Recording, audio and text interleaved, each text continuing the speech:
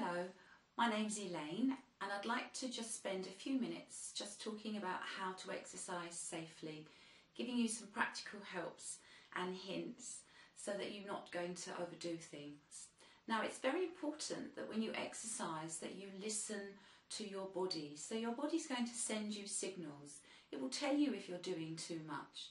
So when I say listen to your body, what I'm really saying is how hard are you breathing? So you need to ask yourself, can I do this for some time? How long could I do this for? Am I breathing really hard? And then how are my muscles feeling? Am I experiencing any pain at all, perhaps in the hips or the knees or the back? So you have to moderate the exercise levels by how you feel. So it's very important that you do listen to your body. Now, another important thing is safety aspects. So where you're exercising, are you wearing appropriate clothing for the activity that you're doing? If you're exercising indoors, it's really important that you still wear trainers, even though you may well be on a carpet. So trainers are going to help you and actually give you some protection, certainly for your lower back. If you are exercising indoors, perhaps you're doing one of my videos, make sure you have some appropriate space so you're not going to go crashing into the furniture. Also have a bottle of water to hand so that you can hydrate yourself. Please feel free to stop at any time and to have a drink. One very important thing to remember when you have warmed up and are exercising is that you keep your legs moving, so that when you're having a drink, you just keep yourself moving. So stepping from foot to foot, marching on the spot, even just pressing up onto your toes, lifting your heels off the floor, it's very, very important that you do that. Now, the other thing that is also very important, if you do have a medical condition and you're not used to exercising, then please check it out with your GP first. If you do have a medical condition and you've been given the okay to exercise, then make sure you've taken all your medication that day, as directed. Obviously, you don't take it all in the morning. So do take all your medication as appropriate, as directed by your physician. Now, the other thing to think about is how are you feeling on the day you're actually exercising? Are you feeling well?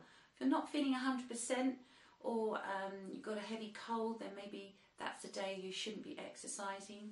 Certainly very, very important that you never exercise with a temperature.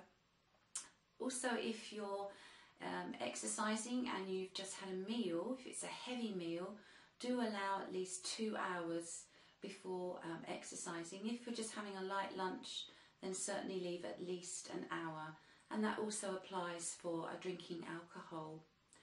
So when we start to exercise, if we take the level too high too quickly, the body doesn't like it, and that's when things can go a little wrong. So it's very important that we don't have any sudden changes from resting to activity. So this is why it's very, very important to warm up and to cool down at the end, so that we're not finishing at a high level and then suddenly sitting down. The body finds that very hard to cope with. If you experience any chest pain while you're exercising, then please stop and recover.